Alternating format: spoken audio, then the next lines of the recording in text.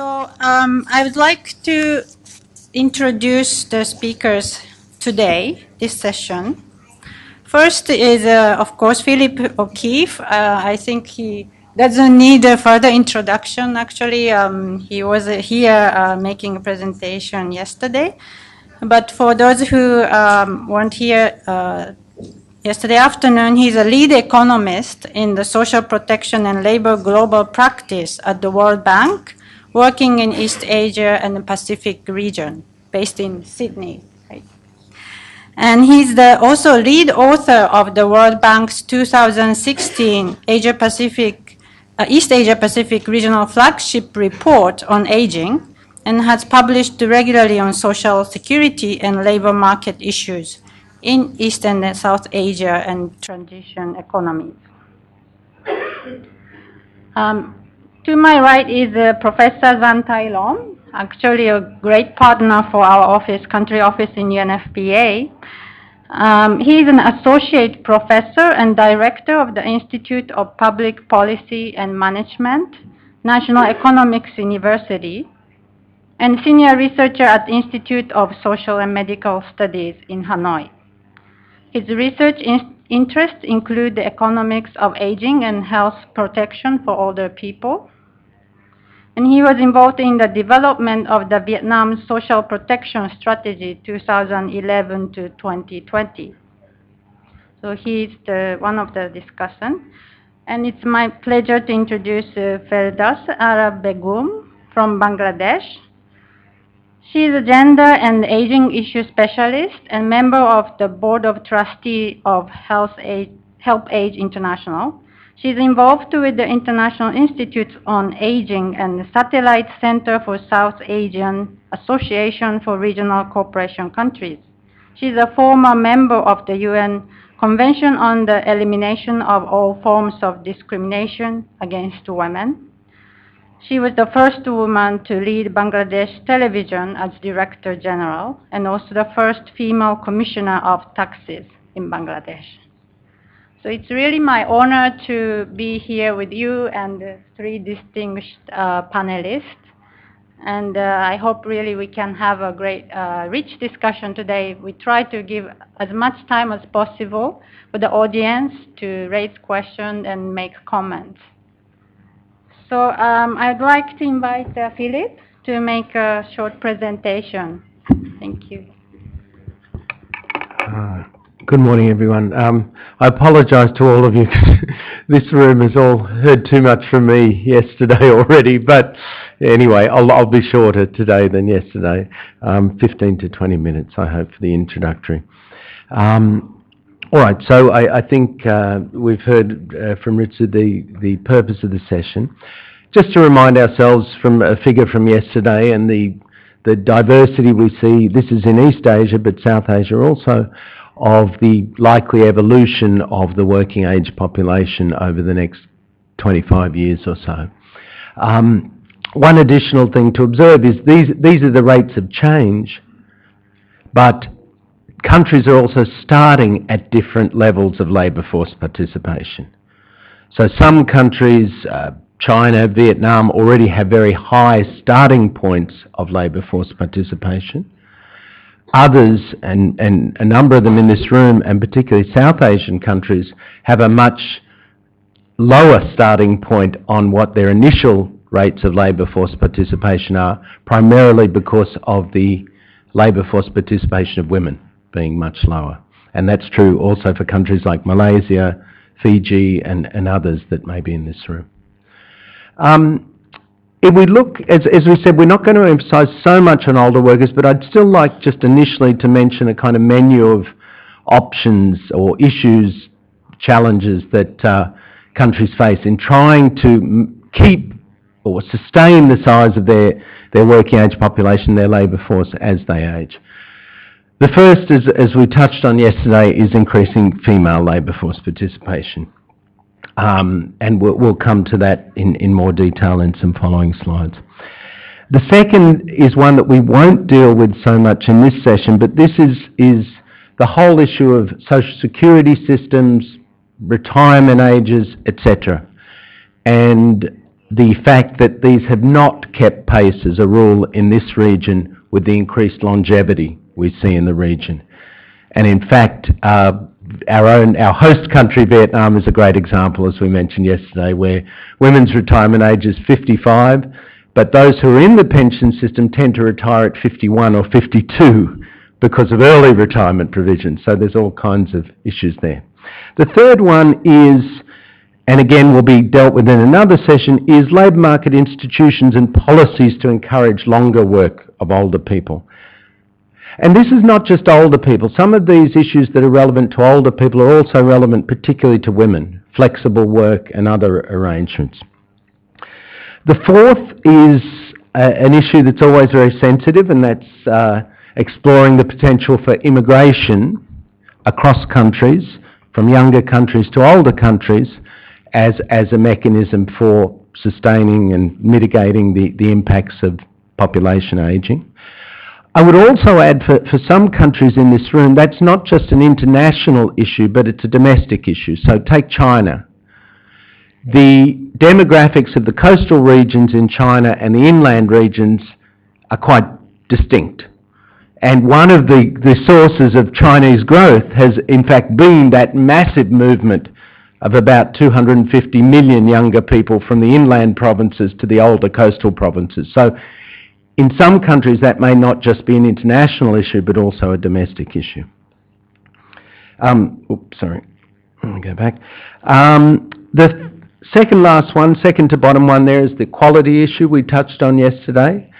How to keep people productive across the life cycle. With technology change, with structural change in the economy, how do we move away from the situation where we finished our education when we were in our teens or early 20s and said goodbye to education for the rest of our lives? How do we change that paradigm in an ageing society and why it's important? And then the final point that I'll touch on very briefly is the whole issue of fertility. Obviously, and it's particularly acute in some countries in this region, the birth rate is well below replacement rate. So structurally, and our chair of the panel is from a country that's experienced this very dramatically in Japan.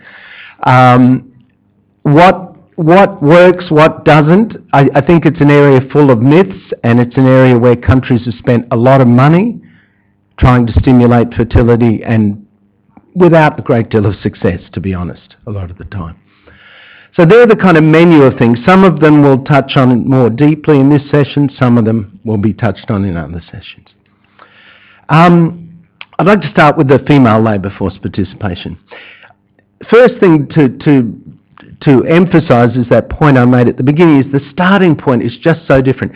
This is the ratio of female labour force participation to male labour force participation in different countries.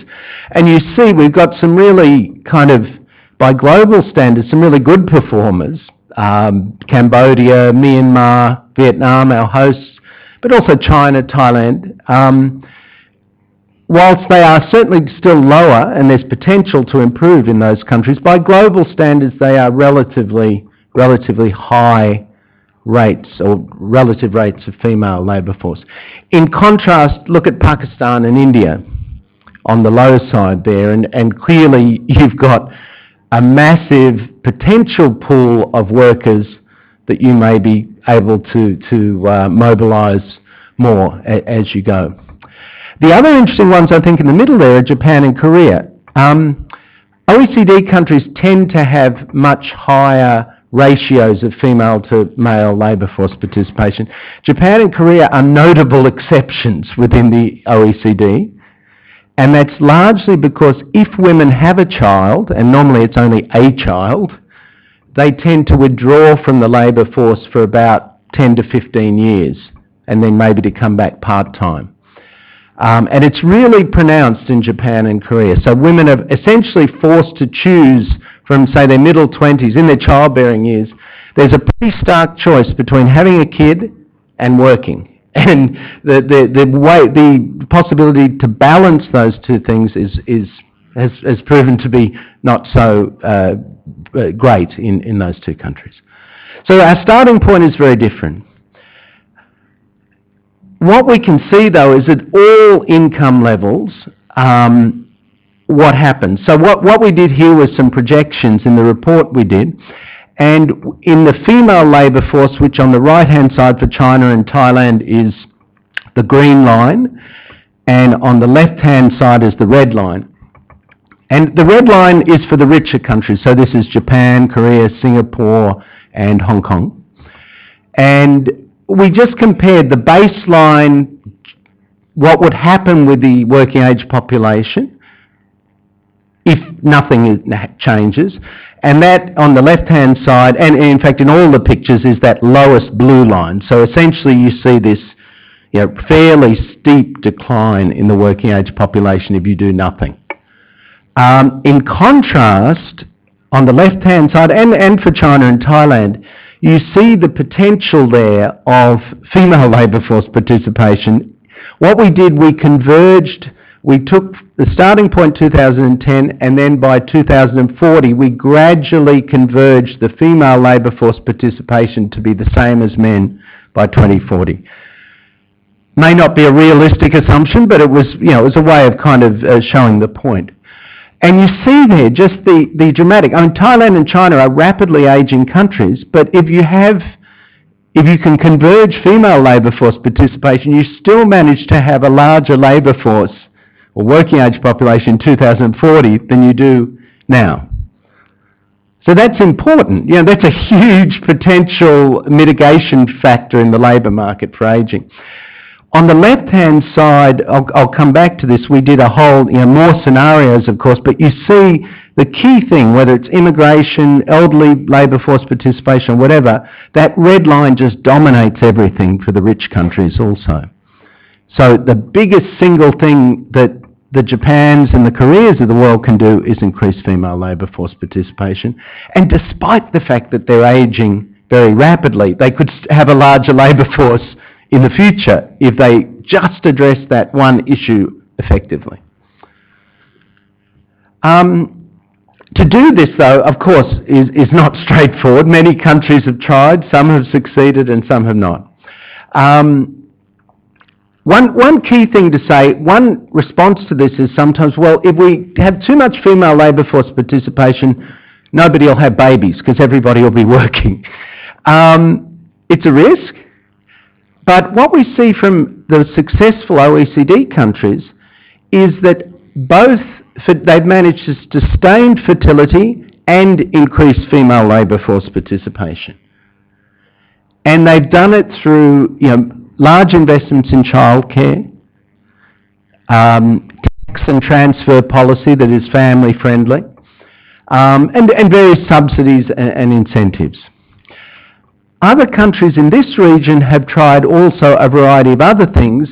China, for example, has been rapidly expanding kindergarten and early child programs so that children from about the age of 3 are increasingly in some kind of program that would allow the woman to work.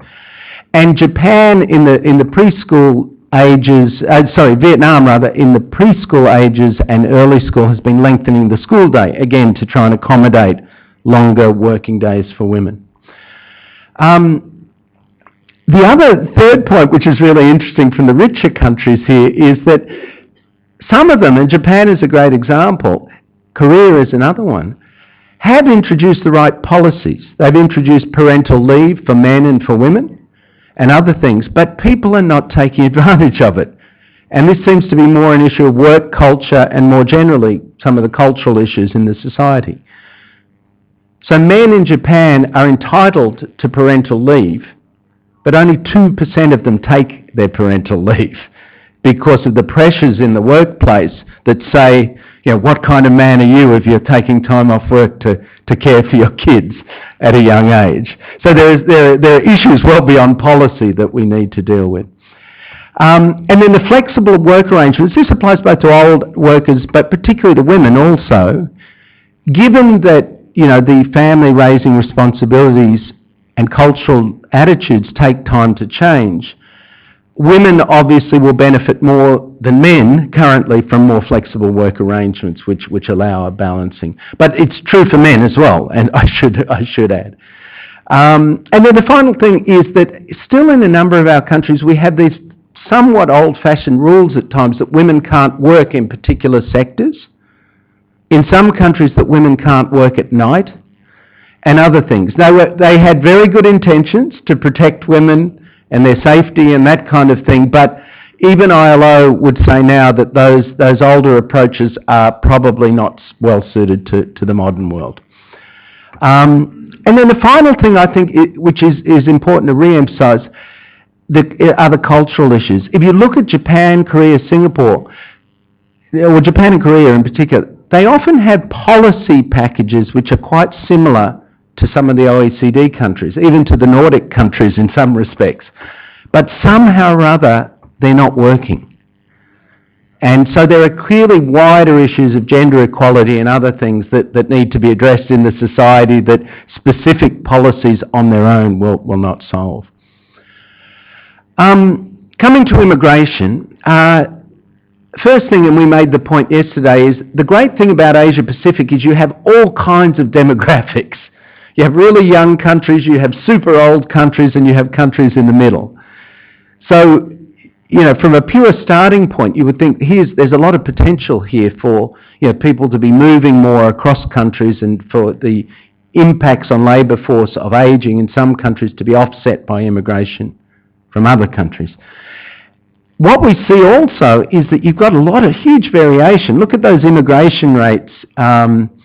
So this is, if you look at the right-hand side of that column of countries, the percentage of population born abroad varies enormously. So you have some of the highest rates in the world, Singapore, Hong Kong, 40% of the population is born abroad, and you have some of the lowest rates in the world, Japan and Korea in particular.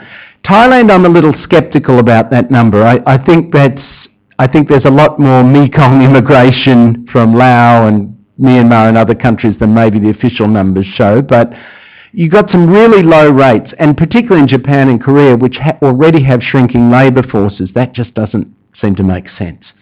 So we go back again on the right-hand side to that other picture, and you look at the potential effects of immigration.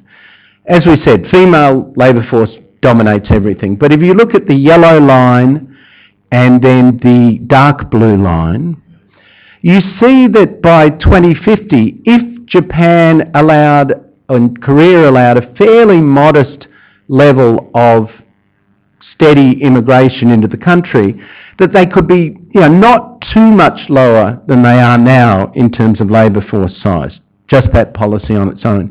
The other thing to point out is that temporary migration has initially a bigger effect, but over time a smaller effect than permanent migration for obvious reasons. And here I won't go into all the assumptions, but we're not talking about massive floods of people. We're talking about relatively modest or comparable levels of migration to what the United States, my own country, Australia, and others have had in their policies for many years. So that's migration. Switching to lifelong learning, as I said, we won't look at social security and older workers so much in this session. This is the quality of workers effect. Firstly, as we mentioned yesterday, we've got a really good starting position, particularly in East Asia and to a lesser extent, but emerging in South Asia, of a much more educated, younger cohort than previous cohorts. At the same time, the systems for continuing to upgrade skills and train people once they enter the workforce seem to be pretty underdeveloped in this region. The OECD, for example, did a big study on this, PIAC study, Adult Skills Study, and Japan and Korea had amongst the lowest training rates of workers, and amongst particularly older workers, they had the most rapid fall-off in training rates. So if you look at the United States, training of people who are already in work stays fairly steady until their late 50s. They continue to train people in their 30s, in their 40s, in their 50s largely. Japan and Korea, that falls off a cliff from about age 40. So there's no investment in the older workers, and that's really important. The other point is that even countries who've tried this more, Singapore is a really good example in this region. China increasingly is one. There's a fairly low take-up by older workers. So there's a bit of a two-way street. Firstly, employers are not always providing it, but even sometimes when they do, or when government subsidises it, older workers somehow or other are not taking advantage of that. So that was the point I think Marianne Sal made yesterday, is that sometimes the first place to start is with older people themselves and their own kind of attitude to their future skills and future career. Then we have all kinds of innovations around the world here. Individual learning accounts in places like Sweden that are put into an account on which they draw for training. Human Resource Development Fund in Malaysia and others. So, yeah, there are many options here. I think one point I would make, and it's true for the richer countries in this region, but it's fairly true globally, a lot has been tried, but there's very little evaluation of what's really been cost effective. So countries in this region already are spending, the richer countries, quite a bit of money in this area at one level, but they really don't have a good sense of what's cost effective. And then finally, final slide, a word on fertility. Of course, the simple answer you often get from policymakers when you talk about a shrinking workforce from ageing is let's make women have lots more babies. You know, let's get back to the good old days where everybody had tons of kids, and that'll fix everything.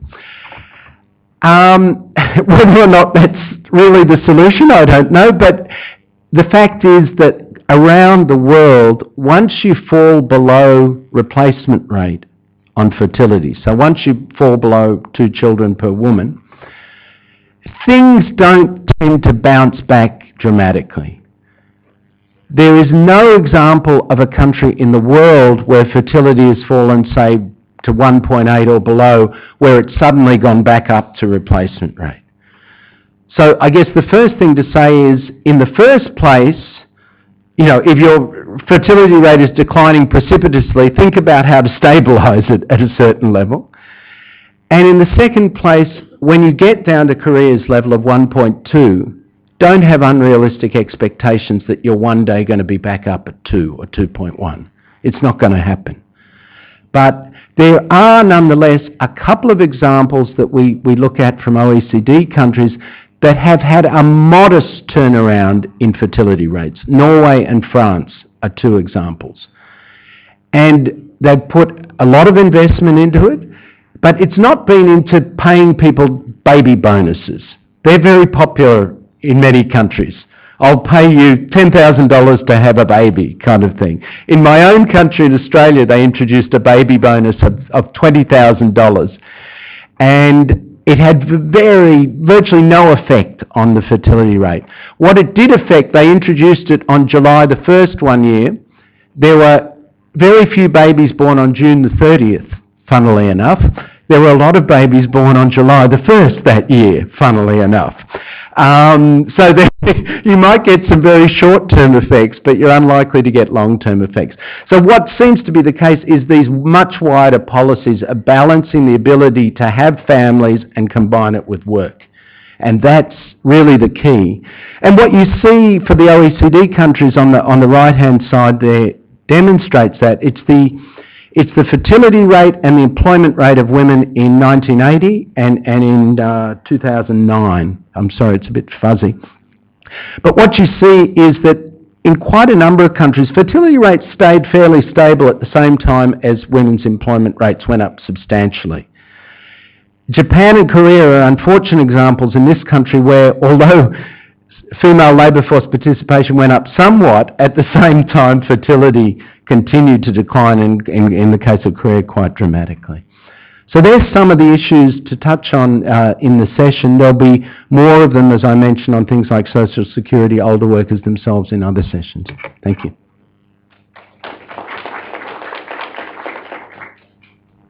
Thank you very much, Philip, for this very rich and interesting presentation. I think he gave us a lot of food for thought. And personally, coming from Japan, I was also very much intrigued by some of the statements that he made. I fully agree. And also, I want to share a little bit more, maybe towards the end of the session, what I know about my country too. But his presentation really made me think that it's a quite complex issue, this labor size, how we can increase.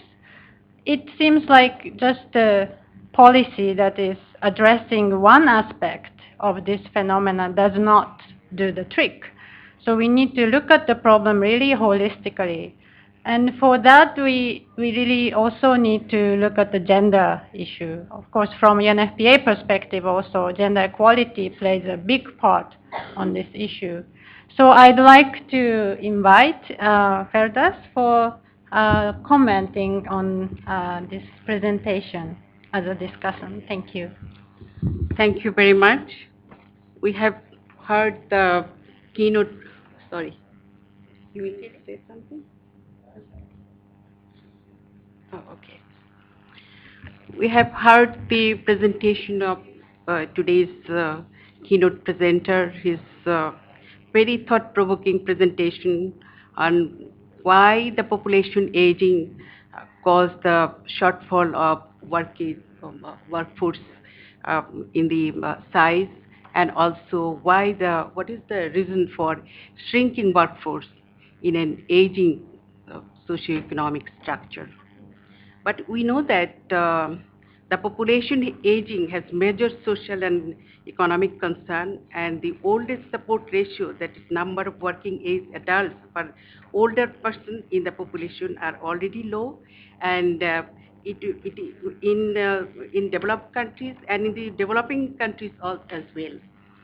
And also the participation and the composition of workforce doesn't depend on the age only. The popular assumption is that the population aging is responsible for smaller and less productive workforce, which results decline in the economic growth and dynamism.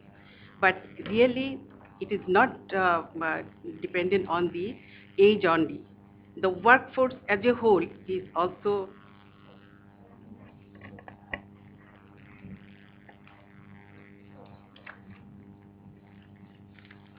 the workforce as a whole is not also a homogeneous group. The composition, quality, and participation of workforce depend on the socio-economic and cultural background of the country, what our keynote presenter already mentioned, and gender and poverty line distribution is also very important of workforce, what we have seen in this presentation in different country level situation, and their skills and educational background, and above all, on the interaction of demand and supply side of the labor force. That is one of the important issues. If there is demand is created in the home country, supply can be augmented by the larger participation of women workforce, also from the immigration, and also employment of unemployed and underemployment manpower in the country. And if there is demand and job creation is there, that is one of the important issues, and the government policy is very important in this respect. I have some clear recommendation in this respect regarding larger participation of women in the workforce and in the whole economy. We know that in each and every country, women constitute about 50% of the population. But at present in the Asian economy, women are fewer, both in formal and informal employment sector. Women also tend to be paid less than men for the same work of work of equal value.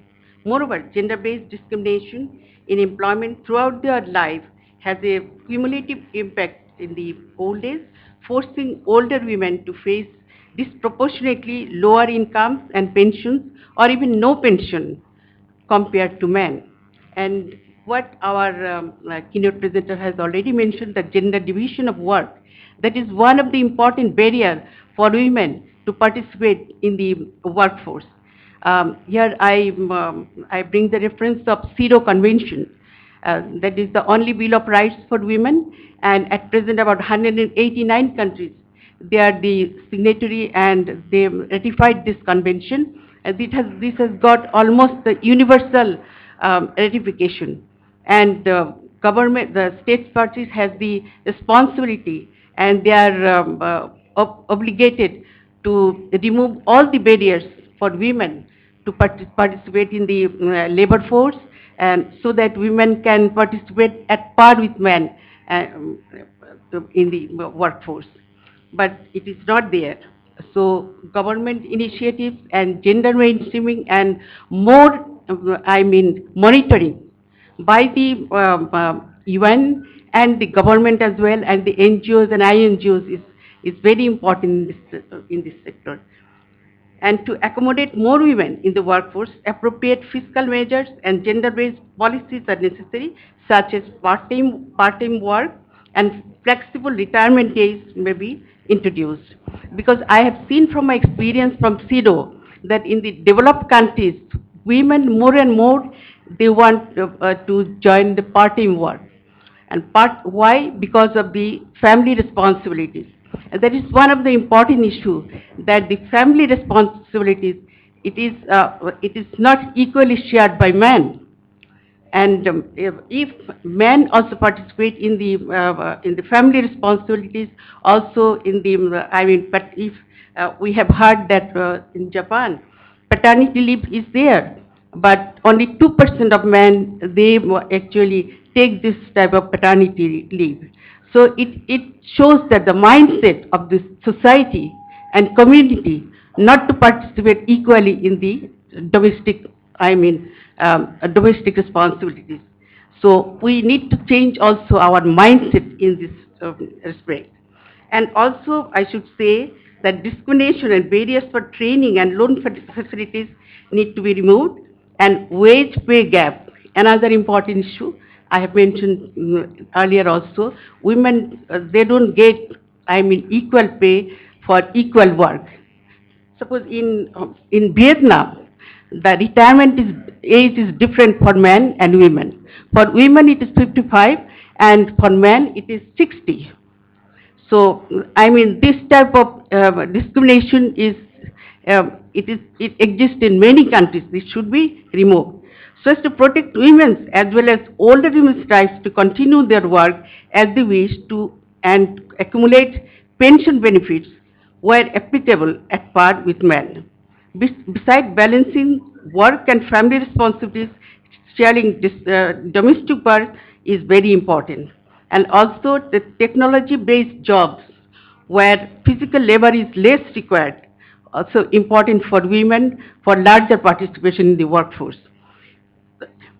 And mandatory child care facilities, that also has been mentioned at workplace, and maternity leave is one of the important, maternity leave with full payment. Luckily Bangladesh has, government has, have approved the 4 months maternity leave with full pay, and all the women in the public sector, they are enjoying this. This is mandatory for informal sector also, but unfortunately it's very difficult to implement. And also the violence and discrimination at the workplace, that is another important barrier for women to work in the outside home. That's one of the violence is one of the important issue that need to be addressed, I think. And in this respect, I would like to say that Bangladesh has witnessed a larger participation of women in the ready-made garment sector. And this is, facilities are there, where facilities are there, women will participate. Also in the microcredit, the women, they are the beneficiary. In Bangladesh I have seen, and many women, they are self-employed because of the microcredit facilities. And another employment in the employment of unemployed and underemployed. What we have seen in many developing countries, that the women especially, they don't get proper training, and also older women as well, and men as well.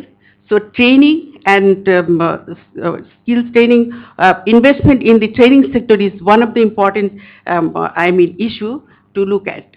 At present, in the Asian countries, about 29% of the total workforce, they are unemployed. And it is one of the Asian Development Bank's estimation.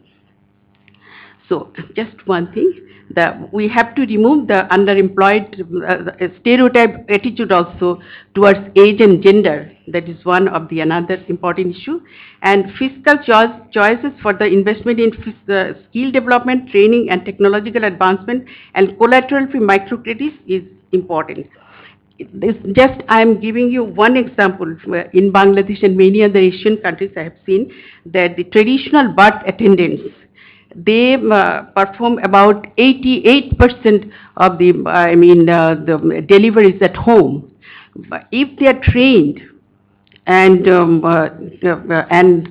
turned to be a skilled birth attendants, they could provide quality care for pregnant women and childbirth for women, and could fulfill the need for low-cost medical service delivery to pregnant women at their doorstep.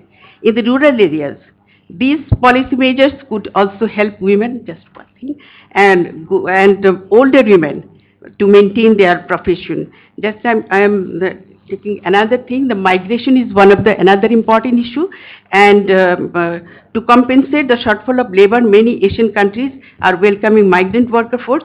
But unfortunately, most of the receiving countries do not have appropriate laws and bilateral agreements with the sending countries, so to safeguard safety, security, and human rights of migrant labor. Women migrant workers mostly fall victim of gender-based violence and during transit or in the destination country. For example, the increasing demand, yesterday we have discussed more, just one thing, that social care services, we got to take care of this issue. That, in the migrant sector also we need laws. We need to remove the barriers so that women and all migrant workers are safe at the destination country. In that way, the larger participation of women and the unemployed, labor force, they will be able to participate in the workforce, and the productivity of the country will be ensured. So this is what I can say. I could say more, but I'm stopping here. Thank you very much for listening to me. Thank you very much, that's for very informative comments based on your long time experience on this issue. I'd like to invite my friend Professor Lom to comment from his side. Thank you very much. Good morning, everyone. Thanks, Pip, for a very fascinating presentation about how to maintain the labor force under the aging population. I think it's when we talk about the maintaining the labor force under aging population, what do we mean maintaining?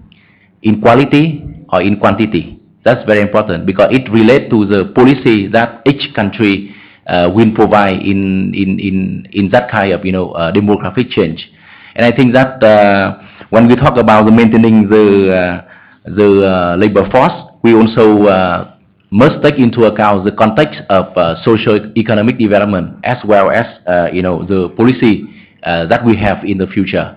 So in addition to some kind of quote-unquote standard lesson from Pip's presentation, I think that for the case of Vietnam and also other developing Asia, I think that we need to take into account many other things, especially under the social protection issue. The first one is,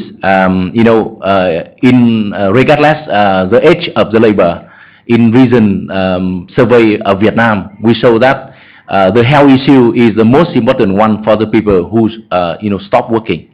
So for instance, when we have labor force survey in recent 5 years, and we ask people why you stop working, and more than 50% of them saying we have health issue, and that is why, along with the policy to maintain the quantity of labor, I think that the health policy for the worker is really important.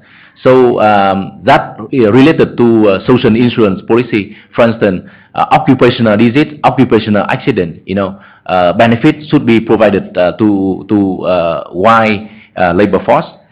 The second one, we discussed a lot among the people in National Assembly about, extending the retirement age for female, so that it equal to men, and also we propose to have a flexible retirement age so that we can maintain the workforce.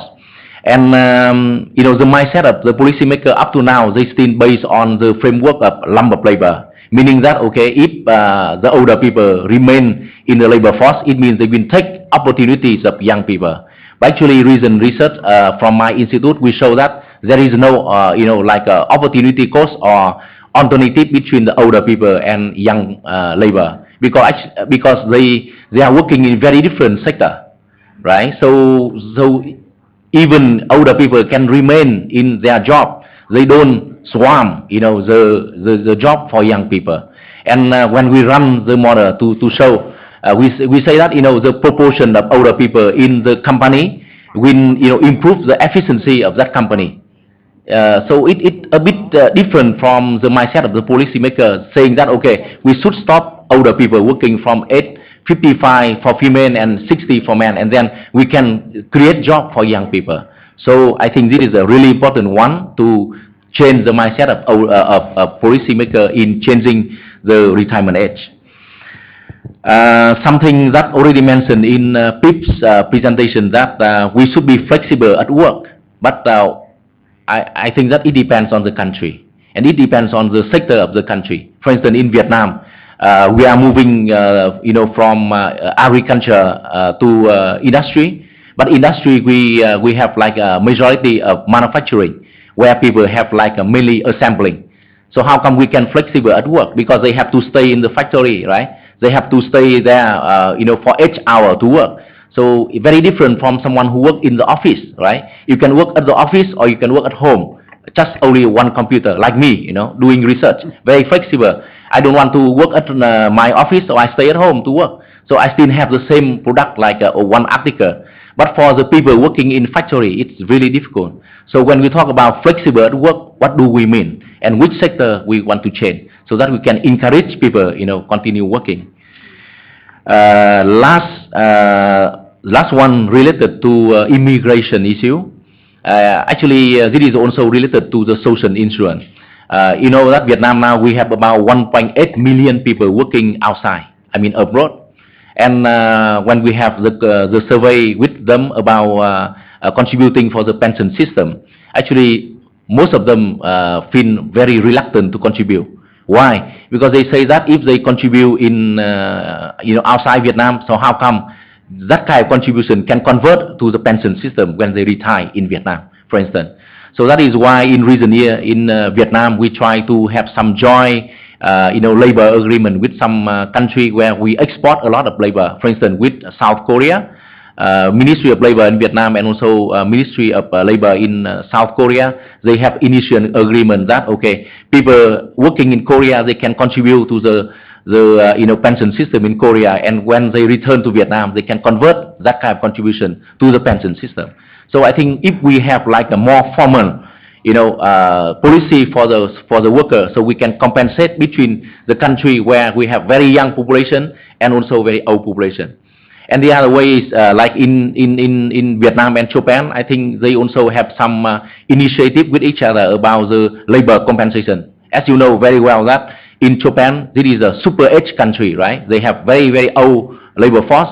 So Vietnam also think about how to compensate by using our young labor to come to Japan to study, to learn some working skill, and then we can stay there, and or even we can invite older worker in Japan to come to Vietnam to teach them, so that we can combine some kind of manufacturing sector together. Last but not least, in your presentation, the last slide, very interesting about fertility related to the labor force participation. The regression shows that the R square only 0.16, if I am not wrong.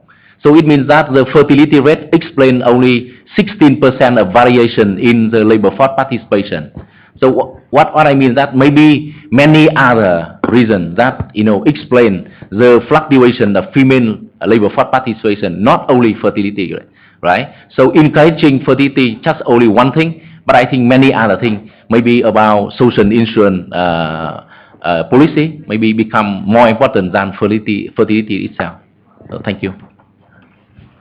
Thank you very much, Long. Thank you for the very sharp points. And from your comment, I was thinking about also the importance of evidence-based. Because when policymakers develop policies, definitely they need to have a really accurate quality data so that they can really have effective policies and programs. I think his point was also, his point resonated with me in terms of no one size fits all. We need to look at the very sort of complicated picture and tailor the policy interventions so that it will create the intended effect. And that's a lot of work, of course, but I think we are moving forward towards that direction. So here I would like to open up the floor, and if panelists agree, I'd like to take maybe 2 or 3 questions, and then we get answers. And when you ask questions or make comment, please identify yourself, your name and organization, and also who you are asking that question, if it's a question. You can, of course, make a comment too. Okay, I see many hands, or many hands. So first round, I'd like to ask the lady on the middle table. You were the first, yes. Thank you very much. I enjoy very much this session because it opened up and broadening my perspective. Long time friend, Professor Long. My question is whether to Professor O'Keefe or everybody, about women's participation in the workforce. I agree that the rate of female labor force participation is much lower than men, especially in Indonesia and almost everywhere except Cambodia and Laos. But not only maintaining the workforce size, not only increasing the female labor force participation rate so that they can pay tax for social protection, but it needs also to redefine the concept of the work for women. Because in the microeconomic theory textbook, it is between leisure and contribution to the labor market. But it's not applicable for women because work is 24 hours for women, whether she is contributed to the household consumption or outside. And therefore, there is some time of boundary blinkers between household production and outside production, and conceptual conceptual blinkers between whether this kind of activities of women is treated as commercial or not. Therefore, I like the team NTA, National Transfer Account, Andrew Mason and Lee, and the work from the Berkeley Institute, Berkeley University. There is a program called Counting Women's Work, so that activities that normally done in the household, but actually it is worth to sell, and the value of money is there, it should be counted, and therefore if it is counted, this will contribute to GDP, and therefore it's increased productivity. So you don't have push women harder whether they should involve in labor force participation or not. Because I agree with you, Professor O'Keefe, that for women, working is preference. Yeah, whether they should stay home looking after the children and husband, if the husband is so manja itu apa? Spoiled. Sorry. But it is a preference, and also whether they always think whether such work is suitable for women or not. This is rather gender biased, but it's okay. Um, uh, and therefore, pushing women into the labor force, we should be careful. Yeah, forget about patriarchal system. It's not applicable anymore in the modern society. But there is still always decent work for women between families and labor market. And the third is about migration. In Indonesia, we have so many. The workforce size in Indonesia is abundant, is very high. So why don't we invite Japan, Korea, Taiwan to invest in Indonesia, where we have many productive population at productive age, to do manufacturing industry. Move Toyota, move Panasonic, move Samsung to Indonesia. In the next decades, Indonesia will be a source of supply of labor. Thank you. Thank you very much. You raised an important point about unpaid work, and I think we'll be responding on that. But I want to take a couple of more questions. Arun, can I have Arun?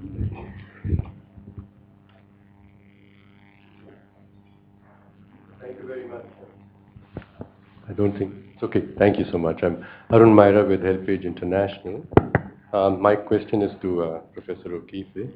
Lifelong learning, and you mentioned that it's becoming very important to develop better institutions and processes for lifelong learning to address the needs of those countries in which they've got a shortage of numbers of people to take to work, and so keep people at work longer.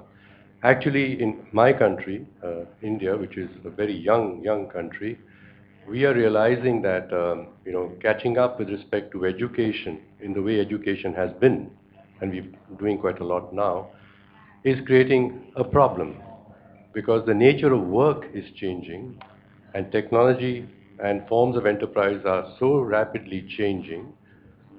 In a way, it hasn't happened in, I think, economic history for 100 and more years. So we are getting people qualifying out of vocational training as well as education who find no work. So there are plenty of people to work, but there is no work for them, and for which they need to be helped with some lifelong learning system where it's in a nano teaching, nano learning, just in time, more task-aligned learning systems. You mentioned that some work is being done in various countries regarding forms in which lifelong learning can be provided in societies, and you said that there's no pattern yet or clear, maybe not enough research has been done. My question is, for my country, it's such an important thing for us to learn how to enable lifelong learning and to create the institutional structures for it. So I would request if you could point me to research, work, examples.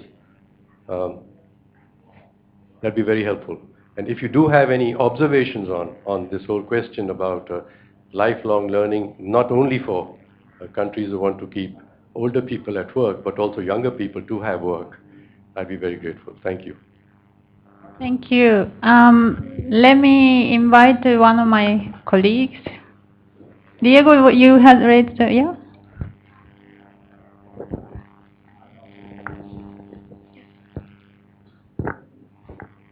Well, many thanks for the presentations. I think they have been very interesting. I have a comment and perhaps one question. Yesterday, we listened about entrepreneurship and older people. And it seems that the evidence was yesterday that certainly there's a great deal of opportunity to promote, ensure that older people can have access to being entrepreneurs. And here the question, perhaps for Philippe, in terms of You know, at the same time, we are hearing young people competing with older people. In fact, the evidence from Vietnam doesn't really support this idea of certain competition.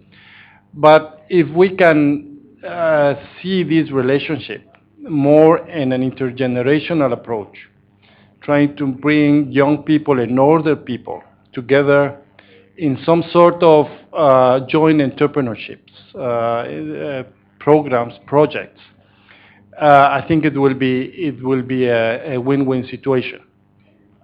Is there any evidence in countries, good practices that we could, learn from, in terms of bringing these two generations that, in many countries, particularly in India, they coexist and certainly are, in a sense, trying to keep working, and the others trying to enter the labor force. So that will be, a question. The second is a comment about fertility and women's labor for participation. And I saw the case of India with a very low level of women's participation in the labor market. And certainly, I think that we need to have an holistic perspective when we analyze these two variables. In the case of India, of course, many other factors are playing. For example, early marriage that really impedes young women to continue studying and force them to enter into a reproductive age at very early stages of their lives. I think that that's playing a very big role. So the question there is that to address the issues of women's participation and fertility and women's status in general, I think we need to do much more in terms of changing mindsets, values that really are impeding women to, participate fully into their biggest potential in the economy. So that's a comment. Thank you. Thank you very much. So perhaps we ask the panel to respond, and then we'll do another, hopefully one or two more rounds. Okay. Yeah? Okay, thank you, everybody. First, the colleague from Indonesia. I think we touched on this yesterday, but I completely agree in terms of the valuation of non-market work, and clearly women's contribution will be always undervalued given the current way that those market and non-market work are valued. Also, as we mentioned yesterday, often the contribution of older people post-retirement, if you like, or formal retirement will be undervalued as well because of their caring roles and other roles, volunteer roles and things that they will play. So I completely agree with you. So I guess there'd be a couple of things to say on that. One is the point you made that really it should be a question of choice, if women want to work outside the home, in market work, that's not so much, well, it's still a question of how do you value the two types of work, but it's how do you create the possibility for them to do that. So I think, in general, I very much agree with your point. Migration and encouraging foreign direct investment, you won't get disagreement from a World Bank person on that one, I think. Arun, your point on lifelong learning, we looked at this quite a bit for the regional report we did, and I have to say it's still a little bit at the stage of rhetoric outstripping reality, to be honest, in most cases, or the claims for it are a bit overblown at this stage compared to what we see around the world. That said, I think probably quite a path-breaking recent study is this PIAC study. So you all know the PISA studies of general education, where they look at, I think for 15-year-olds, the kind of maths and, science and things like that. They've done, OECD have now done, unfortunately just for OECD to date, an equivalent study for adult skills. So it looks at the, firstly, higher levels of learning, tertiary, technical, vocational, etc. But importantly, it looks at things like on-the-job training and non-institutional kind of training systems around the world. That's an extremely valuable study, I think, and you see, even within the OECD, huge differences and a lot of interesting experiences in that, I think. It seems like we often talk about training the oldest workers or reskilling them at age 55 or whatever. It certainly appears from that the really critical age to be focusing on is late 30s to kind of mid-40s. And probably, as you say, with technological change, maybe that age will even move down. So it's really midlife that one, appears to be the case on that. But that does I'd really encourage looking at that study as a starting point. And certainly, so much of it is about on-the-job training, non-institutional training, short course training, all that kind of stuff. On the entrepreneurship and self-employment, I totally agree with the comment that was made on the mixed age teens, and there's quite a bit of evidence now from Europe on countries like Germany that are experimenting exactly with that. So they started with the intuition that older people, as we saw yesterday, have certain skills that are really good, the crystallized skills. Younger people have skills, fluid skills that are really good. Why don't you put those together? When we talk about innovation policy in countries, we're always talking about putting diverse teams together. But that's always put in terms of diversity of gender and diversity of race, typically. Why shouldn't it be diversity of age also? So I completely agree with you. The other just general point is people over, say, 55 and certainly over 60 in this region, overwhelmingly, when they're working, are in self-employment. So by its nature, you've got to be fairly entrepreneurial if you're in self-employment. Now, a lot of that's in agriculture, so it may not be, it may be just that's what they've done all their life. But, there's a lot of entrepreneurial, just descriptively there. But what we also found is that a lot of systems discourage entrepreneurialism at that age. So, for example, quite a few of the countries we looked at do not give credit to self-employed people over age 55. Does that make any sense? Now their argument is, well, they won't have time to repay the loan and stuff like that. But commercial loans are not for 40 years. They're short-term injections of capital normally. So there are a lot of policy rules that are constraining inherent entrepreneurship of people, I think. And then your final point on other factors like early marriage, I think if you look at rates of early marriage in South Asia, I've got no doubt that that is one of the big drivers of those huge differentials we see between East Asia and South Asia. So, Fardos, please. Thank you very much. You have raised the question of women's unpaid work, and this is one of the important questions because women actually they work at home almost 24 hours, and we know that the older women they work for their migrant children to maintain their family, cooking for them, and taking school the young grandchildren, all those. Works. Also, the women all the time, they work for their spouses, their family, their relatives. And even in the agricultural field, those work are not remunerated or not, valued or recognized. If these works are valued or, translated into the GDP, then the situation and the workforce participation of women could be different. And I think for the sake of women's, equal participation in the workforce, women's unpaid work also need to be recognized and valued and calculated in the GDP. And another important issue somebody has raised about the fertility. I think this is my personal opinion. That is the individual right of each and every couple. How many children they will have, what will be the space. That is not the question of the state should not dictate in this matter. This is my personal opinion, that I think this is the human rights of each and every person and every couple. So fertility, they will decide. And also another important issue, you have raised the entrepreneurship. That in my country and everywhere I have seen, that's a great example. That is the microcredit. It created a huge example in Bangladesh. I have seen the women in the rural areas, they are self-employed. Taking collateral-free credit, and each and every credit facilities should be age and gender barrier should not be there. That is one of the important issues.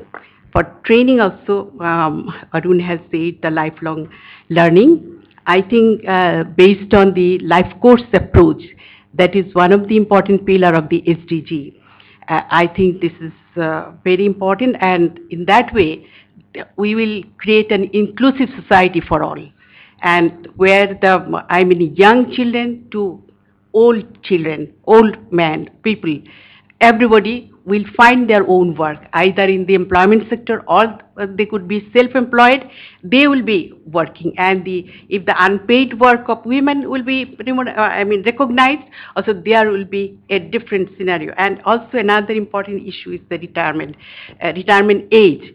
I think personally that I have retired from the government service at the age of 57 in Bangladesh. But I think from my experience, I'm still working. I have started the second innings of my life, and people, should not retire. Our great, Nobel laureate, Dr. Yunus has said, people should not have any, word, there should not be any word called retirement. People will retire when he dies. And that should be the retirement age. The retirement time, and people should work, and in that way we'll keep our dignity. We are working for aging population, and we need to keep our dignity and status, and that is how, if we could work, if we could have a meaningful life, that is one of the important issues. There should not be any time or anything like retirement. If there is retirement, that is flexible, up to their wish. If they want, they will retire. If not, they will work. Thank you very much. Thank you very much for this. Particularly raising the point about reproductive rights, I think it's a very important recognition we need to have here when we talk about fertility. It's not your actually personal opinion, my personal opinion, but it is actually in the official document such as ICPD, International Conference on Population Development. So, Lom, yes? I just want to add some minor point on the comment. The first one, as you know very well, that the GDP, gross domestic product, is really have a traditional mistake that it does not take into account the unpaid work, especially the housework. And therefore, I do agree with Bu Tuining that females work in the house should be taken into account. And you mentioned about the NTTA, National Time Use Transfer Account, right? And we talk about the time use. But the problem is, when we talk about the time allocation between men and man, inside the household, doing the housework, taking care of children, clean the house or etc., we should take into account a lot of, opportunity costs for the person, right? For instance, the same 1 hour to clean up the house, maybe one person, maybe they have to convert to market rate is very different from the other one. And that is why even we have NTTA now, but it is under construction, right? It's not really firming yet. That is why we need to discuss more about how to use NTTA in order to interpret, the contribution of men and women in the household. And the second one, when we talk about lifelong learning, when we talk about learning, I don't think that, it means we have to go to vocational training school or we have to do some kind of formal, school. For instance, in Thailand, if I am not wrong, they have some free program for the people aged 35 to 49 to understand about financial literacy. It means, okay, they accumulate money and they have some saving. So how they use, their saving at the wisest way, something like that. So they have some people who advise people saver to get better saving in the future. So that is I think one thing very good one, because people at 35 to 49. As you know, in the NTA diagram yesterday, that is the top for the income or the consumption, the gap, and that is why they have big saving. So if they have good saving in the future, when they become older people, they can have like income security, something like that. And the last one, talking about the combining between the old and young, as far as I know, maybe mining sector in the US, because that one is also require both experience and also physical health. And that is why combining between the people who work for a long time in the mining sector, who have very good experience about how to do that work, also with the young people who have very good physical health. So I think that is also one very typical example for combining, especially in the private sector. Thank you. Thank you very much, Ilham. So I see some more hands. I want to be very fair. Let me invite my colleagues from New York. Michael.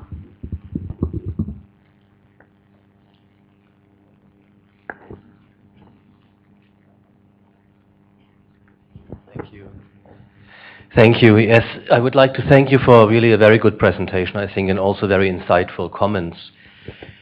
When I look at this, I think in the presentation you discussed the principal mechanisms to augment the shrinking labor force, and they include, of course, a change in the retirement age. They include female labor force participation, an extremely important point. They include immigration and, this fertility issue with some caveats, and I will say a few words on that in just a second. But when I look at this theme, I wonder, how many countries are there where you have an aging population and a real labor shortage? Yeah? I mean, this is an empirical question to some extent. Oftentimes you say aging population, shrinking working age population, shrinking labor force, labor shortage. But it's not quite that automatic. It's not like that. Labor force doesn't have to change much. Employment doesn't have to change much. Depends. It depends on many other factors in the economy. Yeah? And you mentioned it. A large share of people that are actually in working age are not working. They are inactive, or they are unemployed, or a large share of those that are working are underemployed.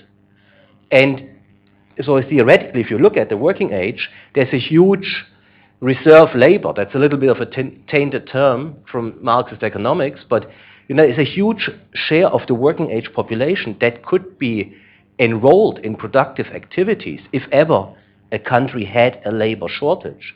And that reserve labor, in parentheses, is much larger than, in many cases, the retired population. Yeah? And we saw that. So it doesn't, just to realize, most economies don't need to depend on a retired population to get them engaged to augment the labor force. They should maybe, but that's a different question. Yeah? So it's a question of need. The second point is really on fertility. I heard countries mentioning this yesterday and at other times, maybe we should increase fertility. But I always wonder, you mentioned it might not actually work. There are a few things that work, but if it does work, what happens? You increase fertility one time, then you just postpone the aging, let's say problem of aging. If you increase it on a perpetual basis, always making sure the basis is bigger than the one that came before, you're creating a pyramid scheme. Yeah? It's a Ponzi scheme. Yeah? It's you think that you always need a bigger base to support those on top.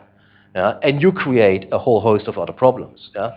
It wouldn't work. Yeah? But even if it did, it wouldn't be a response to aging. And also you have to be aware, you increase fertility, that's an expense. The first 30 years, you've got to invest in your kids. Yeah? And whether that pays back depends whether after 30 years, your kids get a job, a productive one. And maybe the last point really is on this lifelong learning. I completely agree. It's so important.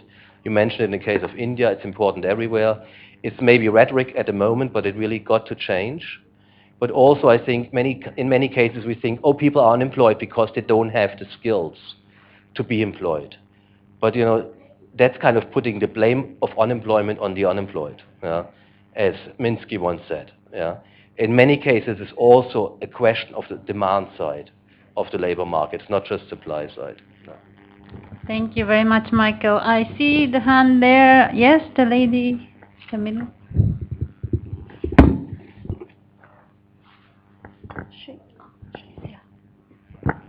Hello, I'm Aizan from Malaysia. I think I would like to share what the experience of Malaysia in terms of lifelong learning and also the entrepreneur aspect of it. For example, in Malaysia, in the public sector, we have the requirement that is instituted by the government that you have to go annually for 7 days training. That is part of the system. And then for skill building. Another one is in terms of the element of the entrepreneurship. It has been in the public universities that we need to incorporate the entrepreneurship skills in the program at all public universities, and this has been done for the last 4 years. So we are continuing with that because the government realized that the employment sector, they need to expand because the government cannot absorb employment from the graduates, and they have to find their own jobs and things like that. So in that sense, then, all programs that must go through this entrepreneurship curriculum, they will be able to adapt to the new strategies. And the government monitor, the Ministry of Higher Education monitors this kind of indicators. So thank you very much. Thank you. I see the hand in the back. Yes. Yes. Hello, my name is Marivic Raquiza from Social Watch Philippines. Just a couple of points. I'll make it really quick. The first has to do with, I perfectly agree with the man over there who said about the fact that a lot of the times we seem to have a problem with unemployment and underemployment, but it's really because it's a function of low labor demand. Our agricultural sector and our manufacturing sector are in stagnation and in decline. So even if we have a lot of graduates, they can't find the jobs. So they go abroad. So we have a lot of overqualified Filipinos who are teachers and nurses who end up being domestic helpers in other countries. So these are some of the things that I think we need to look at. Now, we want to maintain the workforce, but I want to ask, under what conditions? I think that we need to also approach this question from a rights-based perspective. And that seems to be missing in the conversations that we've been having so far.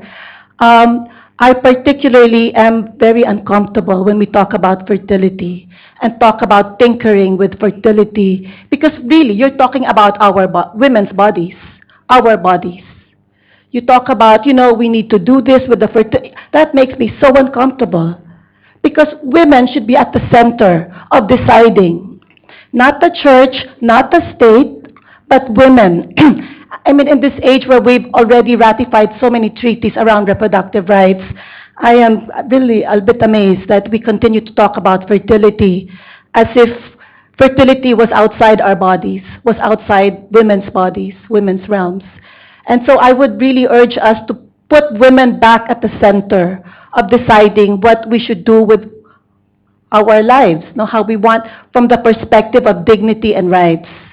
The last point I want to make has also to do with labor rights. Because again, when we talk about workforce, we need to talk about trade unions and workers' rights.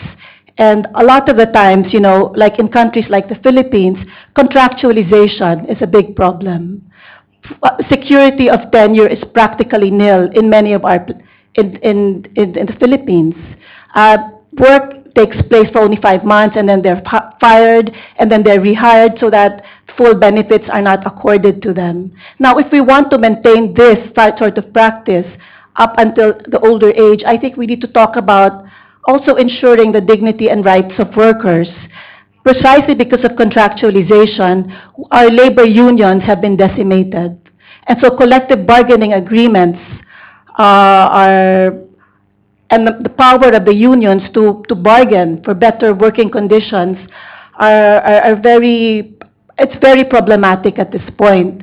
So yes, we need to talk about how to maintain a workforce beyond the traditional age, but let's also think about under what conditions, and do so in such a way so that the dignity and the respect of workers are also put up front and center. Thank you. Thank you very much. Can't agree more on the human rights part.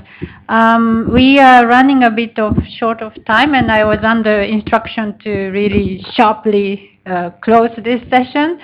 So I'd like to invite my panelists to give some final comments, and then I will try to wrap up.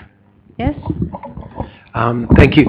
Could I just point out that Tengku Aizan from Malaysia, who intervened, and thank you, is also being very humble. She runs another very interesting lifelong learning initiative called University of the Third Age in Malaysia, in her National Aging Institute. That's a fascinating example for older people, probably 60 and above, is it, Aizan, something, of a combination of a lifelong learning initiative that is providing skills, that is often providing them with older people providing the training because they have those skills, and that combines both the training and skill dimension with the social participation and cognitive stimulation dimension. I think it's a wonderful example in the region, and you've got the guru of it sitting right here, so she was being very humble there. On the labour shortage point that Michael made, I think it's a very good point. We do have evidence from super-aged countries like Japan, where the chambers of commerce, etc., will tell you that they just don't have enough applicants for the jobs that they've got on offer. So I think there are cases where there's genuinely a labour shortage. And in Japan's case, it's because it's super-aged and because it has very low immigration, so it's not, But I totally agree with you, and I think that was one point I was trying to make. There are, whether it's women or unemployed people or underemployed people, there's a huge reserve pool of labour in many countries that can be mobilised if that's possible. The other side that I think was made on the demand side of the labour market, I couldn't agree more. It's both at a macro kind of structural level, how vibrant the economy is, but also at a much more micro level. There's lots of interesting studies from Europe about employer attitudes to middle-aged and older workers, and they're not that great, let's say. A lot of it is attitudinal of employers and sometimes of middle and older age workers themselves, so I very much agree. On the bigger point of labour conditions in the economy more broadly, whether you're older or younger or labour rights and that kind of thing, I completely agree. I'm not sure it's something that we can address in great detail in this conference, but the point is very well taken. The specific point that I didn't mention in my presentation with regard to immigration, I think that applies, the point you made applies even more with respect to immigration, where obviously whilst it looks like a great idea economically, often the conditions into which people move, particularly women, are appalling, and they're very subject to abuse. So obviously, at an economic level it makes sense, but one needs to put in place the institutions and the systems that protect migrant workers when that's happening also. And on the final point of fertility, I hope I wasn't, trying to, or misunderstood, but the point I was trying to make was exactly the same one you are, is that government shouldn't try and kind of intervene left, right and centre to say to people the optimal number of babies is X or the optimal number of babies is, lots and lots. It's really, I agree with you, the right of people on those decisions. The question, I guess, is do other policies, say like childcare or things like that, at least put people in a position to make a free choice and not a choice that's bound by the fact that if they wanted to have a kid, they can't because there's such a strong trade-off between, say, work and family. Thank you. Lon? Yeah? Thank you very much. You have raised a very valid question about underemployment and unemployment situation prevailing in Asia-Pacific region. As per one estimation, it is about 500 million they are either unemployed or underemployed as per ADP estimation. I have found it is about 29% of the total labor force that is either unemployed or underemployed. And to reverse this situation, I think government need to invest more and more in training and skill building. And we need to, train our manpower so that they can take at home or abroad any job they want. And second thing, we need to change our mindset. The stereotype attitude towards age and gender, that need to be changed. It is not possible for the government only making policies or regulations. It is the society. It is our mindset we need to change towards age. That I have mentioned that, if there is a retirement age, then after retirement you are useless. For women, I have seen, it is not only in the workforce analysis. I'm sorry, I'm taking a little more time. That is in the personal life also. Women, when they are aging, husband or people think that they are no longer useful. And men also, the family, it is like that. It is inside. Why, in the reproductive situation and all these issues, women, aged women, they don't have any medical support. Because in the government level also, they think that the older women, in the family level also, why they need reproductive support or all these things. So all these are there. So we need to change our mindset about the age and gender. And another thing, advancement of technology is very important to make people, more confident. And creating more and more jobs. They can create jobs. Child care facilities are not enough, and old aged care facilities are not enough. And also, we should not think about the creating job by the government only. We should create environment and atmosphere for self-employed group, for the self-entrepreneurship, to growing the self-entrepreneurship in the economy, in the country, so that everybody in their own capacity, in their own, educational background, financial background, they can find their own place to work. Thank you very much. Thank you very much. Actually, the time is up, but if you allow me, I just want to say a few words to wrap up the session, and also sharing some thoughts about Japan, as I promised in the beginning of the session. Let me say something about Japan, because I think it really relates to today's conversation. As Professor Takemi explained in the morning yesterday, that we are in the super age stage, and according to the most recent census, which was done last year, 1 million population shrunk by 1 million over the last 5 years. And there's an estimate that 10,000 towns in Japan will be a ghost town sooner or later. And to be more precise, 896 townships will disappear by 2040. So it's really a critical stage we are at. And what the government is doing, well, in the context that Philip already explained, that older persons are already participating in labor force very much. The labor force participation rate is very high. And the government doesn't really want migrants. They are opening up slowly, but very much closed policy. So the almost only option is to raise the women's labor force participation. But here I think the issue of, in a way, quality, like for what and how, really important. They really talk about women's participation by the word Abenomics. I think you have heard of it.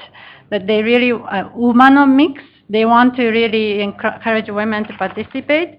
However, the daycare centers are really not enough in Japan. 23,000 children are on the waiting list for the nurseries and kindergartens. And also, you look at what kind of work the women have. We have only 9% of women as managers in Japan. So even though the overall labor participation rate of women is high, only 9% are managers. Most of us are in the part-time or some other lower level jobs. Government of Japan put up the target, this rate should be 30% by 2020. This was over 10 years ago. Last year, they cut down the target by half, so 15%. And also, there's a tax system to encourage women to stay at home.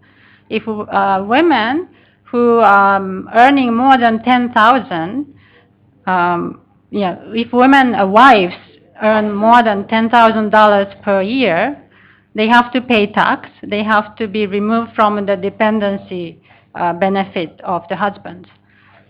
So there are a lot of policy issues here too.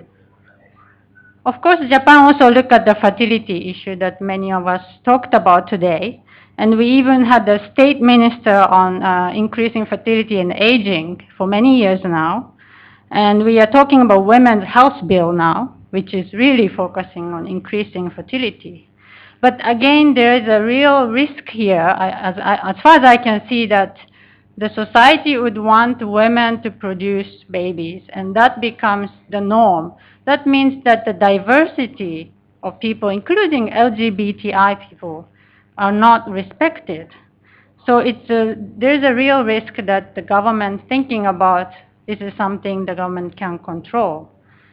So those are some of the thoughts about Japan from my perspective. And I think it shows today's discussion and also the situation in Japan brings up the issue of really looking at the problem from a holistic point of view. And this also relates to the SDGs that our Deputy Regional Director, Lubna, talked about yesterday in her opening speech. That right now we really need to look at the aging issue from very much holistic policy program and culture and human rights perspective. I think it is very critical. So by that, I want to really thank all of you for being here and participating in the discussion, and distinguished panelists, really wonderful interventions and comments. And I hope this is just one occasion to speak to each other, and we can continue our conversation today and for the future. So thank you very much.